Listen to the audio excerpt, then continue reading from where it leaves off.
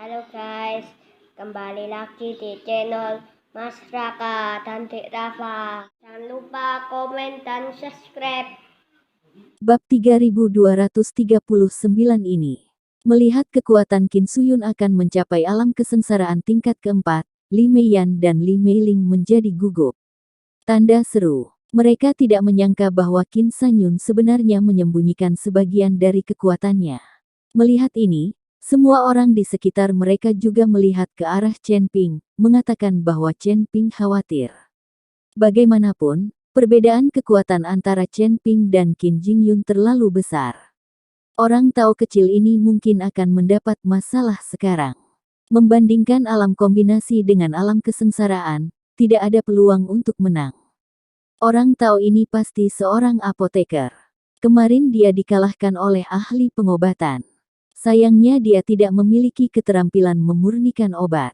Titik. Sayang sekali seseorang mengenali identitas Chen Ping.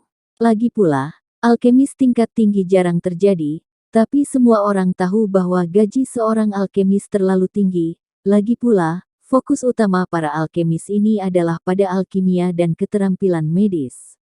Tidak ada kekuatan. Nak, apakah kamu takut sekarang? Jika ya, kamu bisa lari ke tanah dan memberiku 3 kepala, dan aku akan menghindari pukulan ini. Qin Jingyun memandang Chen Ping dan berkata dengan bangga. Alam kesengsaraan tingkat ketiga benar-benar bagus. Aku tidak menyangka pria besar konyol dari istana Juzamu bisa melakukannya. Berlatihlah sampai level ini. Chen Ping tersenyum ringan, sama sekali tidak menganggap serius Qin Sanyun. Meskipun kekuatan Qin Sanyun saat ini telah mencapai alam kesengsaraan tingkat ketiga, Chen Ping tetap tidak takut. Saya melihat cahaya keemasan di tubuh Chen Ping berkedip, dan kekuatan naga meledak. Kedua tinju itu bertabrakan, menghasilkan suara yang memekakkan telinga, seperti sambaran petir. Klik, hanya mendengar suara retakan tulang yang tajam, wajah Qin Jingyun berubah drastis, dan kabut berwarna darah di sekelilingnya seketika hilang, seluruh orang langsung terbang. Tubuh besar Feng Jingyun langsung bertabrakan dengan rumah-rumah di kedua sisi dan terbang ratusan meter sebelum berhenti. Turunlah, dan dalam jarak ratusan meter, semua rumah roboh dan berantakan. Melihat pemandangan ini, mata semua orang melebar dan mereka terdiam. Tak satu pun dari mereka menyangka bahwa Chen Ping, seorang biksu di alam penggabungan, akan menjatuhkan Feng Jingyun, orang kuat di alam kesengsaraan tingkat ketiga, dengan satu pukulan. Itu sungguh keterlaluan, sungguh. Beberapa murid dari istana judi bergegas untuk memeriksa Feng Jingyun. Saya melihat lengan Qin Jingyun terkulai lemas, jelas patah. Tubuhnya juga berlumuran darah, cukup untuk melihat betapa kuatnya pukulan Chen Ping. Ji Meiyan dan Ji Meiling membuka mulut mereka dan memandang Chen Ping dengan tidak percaya. Terutama mata Li Meiyan yang berkilauan. Dia sudah mengagumi Chen Ping, tetapi sekarang dia melihat sisi pemberani dari Chen Ping. Ji Meiyan tidak bisa menahan kegembiraan di hatinya. Li Meiyan tidak menyadari bahwa Ji Meiling, yang berada di sampingnya saat ini, juga mengalami perubahan dalam cara dia memandang Chen Ping. Di dunia surga dan manusia, yang kuat dihormati. Chen Ping, sekarang di alam penggabungan, meninju Qin Jingyun, seorang biksu di alam kesengsaraan, hingga merasa malu, bagaimana mungkin pria seperti itu tidak disukai oleh wanita. Selain itu, Chen Ping juga mengetahui keterampilan medis dan merupakan seorang alkemis senior, bahkan lebih kuat dari Yao Zun. Yang paling penting adalah Chen Ping juga mengetahui sihir dan dapat dengan mudah mematahkan formasi ilusi. Pria sempurna seperti ini membuat dua saudara perempuan Ji Meiyan dan Ji Meiling jatuh cinta. Di dunia surga dan bumi, tidak ada yang sekuler cara memperlakukan hubungan antara pria dan wanita jenis pengekangan dan belenggu dari dunia, jika Chen Ping menganggukkan kepalanya sekarang. Saudari Ji Meiyan dan Ji Meiling akan mengabdikan diri mereka tanpa ragu-ragu. Semua saudara perempuan akan merasa terhormat diantar oleh pria kuat seperti Chen Ping. Chen Ping tidak tahu apa yang dipikirkan kedua saudara perempuan itu, tetapi menatap dingin ke arah Qin Jingyun yang sedang ditolong. Wajah Qin Jingyun sangat jelek. Tuan muda istana Juman yang bermartabat dan biksu tingkat ketiga di alam kesengsaraan dibunuh oleh Chen Ping. Pukulannya terbang. Memalukan sekali jika dipermalukan di depan banyak orang. Nak, tunggu saja aku tidak akan pernah melepaskanmu. Qin Jingyun memelototi Chen Ping dengan tajam, dan kemudian dibantu pergi. Melihat Qin Jingyun pergi, Chen Ping tidak menghentikannya, karena Chen Ping tidak bisa tinggal lama di kota kuning dan biru ini. Waktunya, ketika saatnya tiba, bahkan jika Qin Jingyun ingin mencari masalah untuk dirinya sendiri, dia tidak akan dapat menemukannya. Dua wanita tertua, ayo pergi. Chen Ping melirik Ji Meiyan dan Ji Meiling dan berkata, "Oh, ayo pergi." Ji Meiyan bereaksi dan mengangguk cepat. Ji Meiling memandang Chen Ping dengan kaget. "Tuan Chen, saya benar-benar tidak menyangka Anda begitu kuat dan mampu bertarung melampaui level tersebut. Anda tidak hanya kuat, Anda juga mengetahui keterampilan medis dan dapat membuat ramuan, dan kamu juga tahu cara mematahkan ilusi dan membentuk formasi. Dia hanyalah seorang jenius. Di kota Huanglan kita, atau bahkan di seluruh benua tengah, kita mungkin tidak dapat menemukan seorang jenius unik seperti Tuan Chen. Adik perempuan, belum lagi benua Zhongcheng, bahkan di seluruh surga dan dunia manusia, tidak ada anak muda yang bisa menandingi Tuan Chen," kata Ji Meiyan. Kedua saudara perempuan itu sangat memuji Chen Ping sehingga dia merasa sedikit malu. Saat mereka bertiga sedang berjalan dan mengobrol, tiba-tiba ke arah rumah keluarga Ji di kota Huanglan, terdengar hembusan napas. Itu muncul dari tanah dan menyebar seketika, menutupi seluruh kota kuning dan biru. Nafas ini seperti sesuatu yang tiba-tiba meledak, menyebar ke segala arah, dan menghilang dalam sekejap. Hilang. Namun saat nafas ini lewat di hadapannya, Chen Ping langsung merasakannya. Inilah kekuatan aslinya. Dan itu masih merupakan kekuatan asli Wuzhu. Apa yang terjadi? Apa yang terjadi di rumah? Aku juga tidak tahu. Cepat, pulanglah dan lihatlah. Ji Meiyan dan Ji Meiling panik dan buru-buru berlari menuju keluarga Ji.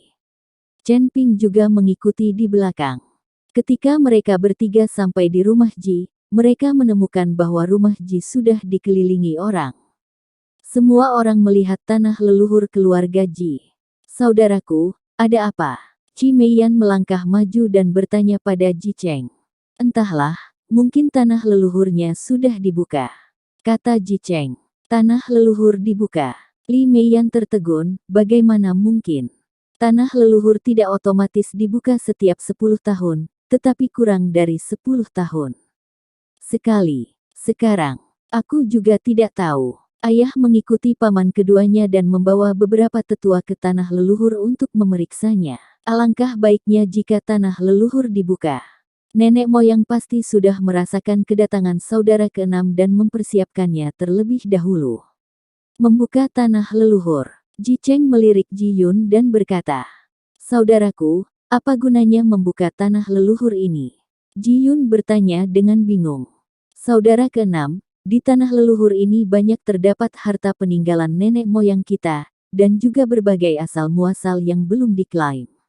Ini semua adalah sumber daya yang bagus untuk budidaya." 2. Ji Cheng berkata pada Ji Yun. Setelah mendengar ini, Ji Yun tampak sedikit malu dan berkata, "Tapi saya tidak menyadari asal-usulnya." "Tidak apa-apa. Kamu pikir kami telah menyadari bahwa kami tidak dapat menyerap sumber yang tidak ada tuan, tetapi kami dapat menyerap nafas. Selama kami bisa masuk, itu pasti akan menjadi hal yang hebat. Yang lain, tanah leluhur ini hanya dibuka 10 tahun sekali. Saya tidak menyangka akan dibuka lebih awal kali ini. Jika benar-benar dibuka lebih awal, itu membuktikan bahwa kamu, saudara keenam, sangat beruntung." Ji Cheng memandang Ji Yun dengan iri dan berkata, "Semua orang menunggu dengan tenang. Tidak jelas apa situasi spesifiknya sekarang."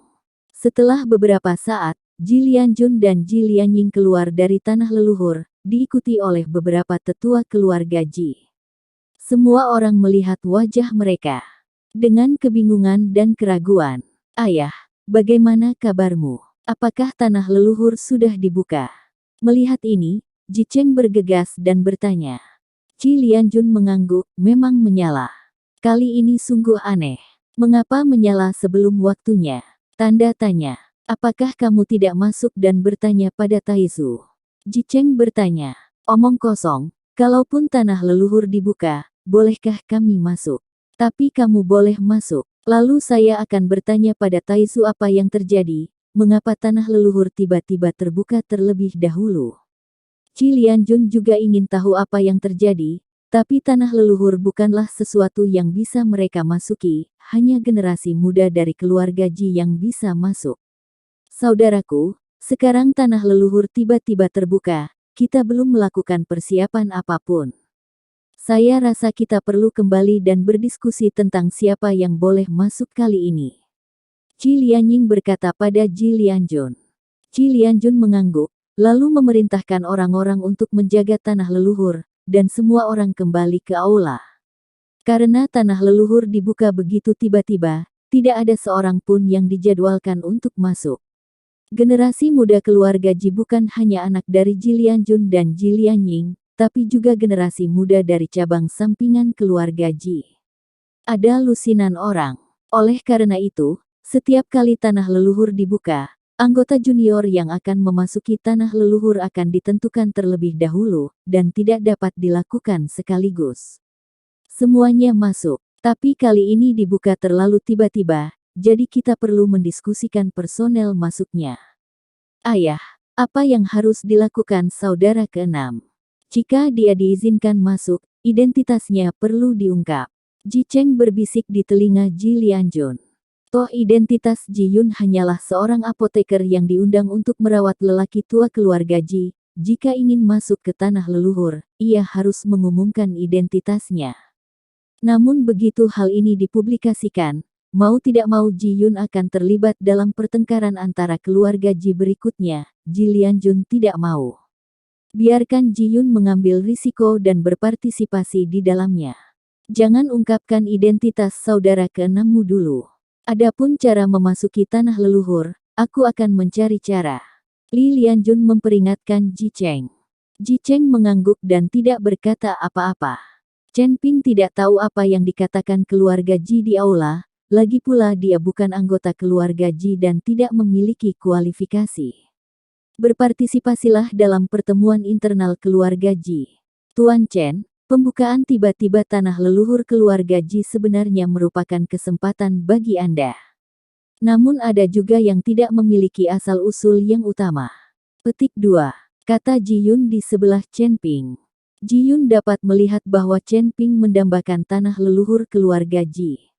Chen Ping tersenyum ringan, ini adalah tanah leluhur keluarga Ji Anda. Orang luar tidak diperbolehkan masuk, tetapi Anda harus bisa masuk. Anda harus memanfaatkan kesempatan kali ini. Tuan Chen, peraturannya juga ditentukan oleh orang-orang. Jika waktunya tiba, saya akan memberitahu paman saya untuk melihat apakah saya boleh mengizinkan Anda masuk. Bagaimanapun, Anda menyelamatkan nyawa kakek. Ji Yun berharap Chen Ping bisa masuk. Li Yun tahu bahwa Chen Ping pasti akan mendapat banyak manfaat dengan memasuki tanah leluhur keluarga Ji. Jangan khawatirkan aku. Sesuaikan saja dirimu dulu. Saat kakekmu sudah pulih, sudah waktunya kita pergi. Kita tidak bisa tinggal di sini terlalu lama. Chen Ping tersenyum dan menepuk bahu Ji Yun agar Ji Yun tidak mengkhawatirkannya. Namun, mata Chen Ping memang menatap tanah leluhur keluarga Ji dengan penuh kerinduan, namun ia tidak dapat melakukannya karena dirinya sendiri. Meminta Ji Yun memohon pada Ji Lianjun adalah aturan keluarga, bagaimana Ji Yun bisa melanggarnya begitu dia datang.